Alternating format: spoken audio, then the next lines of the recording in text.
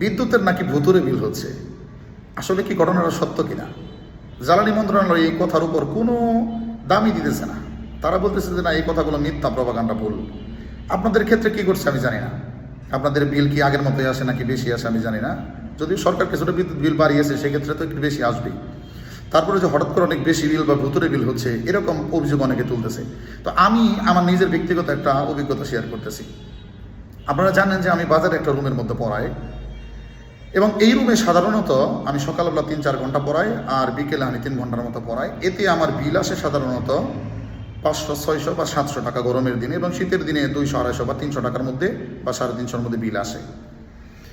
তো জুন মাসে আমার বিদ্যুৎ বিল আসছে সেখানে 1100 টাকা। তো আমি স্বাভাবিকভাবে মেনে নিছি, কারণ যে বিদ্যুতের বিল একটু বাড়ানো হয়েছে, আবার সারা বছরে যে বিদ্যুতের সিস্টেম লস হয়, সেই সিস্টেম লসের যে টাকাটা, সেটা হয়তো এখানে কিছু অ্যাড হয়ে যেতে পারে, বা জুন ক্লোজিংয়ের কারণে কিছু বিদ্যুৎ বিল এমনি স্বাভাবিক বেশি আসে আর কি। সবসময় হয় আর কি, প্রতি বছরই হয়। তো এই কারণে আমি এটাকে স্বাভাবিক মনে করছি। কিন্তু তারপরের মাসে, অর্থাৎ জুলাই মাসের বিদ্যুৎ বিলে সেখানে আমার কি হয়েছে জানেন? আমার বিদ্যুৎ বিল আসছে 1000 টাকা। কিন্তু এখানে সবচেয়ে আশ্চর্যের বিষয় হলো, আমি এখানে 20 দিন পড়াই নাই। আপনারা জানেন যে নবম এবং দশম শ্রেণীর যারা পোলাপান আছে, তাদের অর্ধবার্ষিক পরীক্ষা হয়েছে।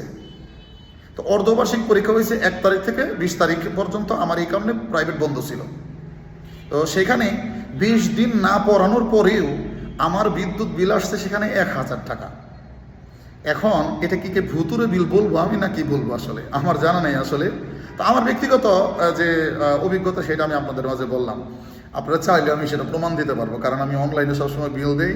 আমার বিকাশে এইটার প্রমাণ রয়েছে যে আমি কত টাকা গত মাসে বিল দিয়েছি। তো এরকম ভুতুরে বিল আমার কাছে মনে হয় চারপাশে হচ্ছে। তো জ্বালানি মন্ত্রণালয় সেটাকে দামই দিচ্ছে না, সেটা জ্বালানি মন্ত্রণালয় জানে। কিছু বলার নাই আসলে আর।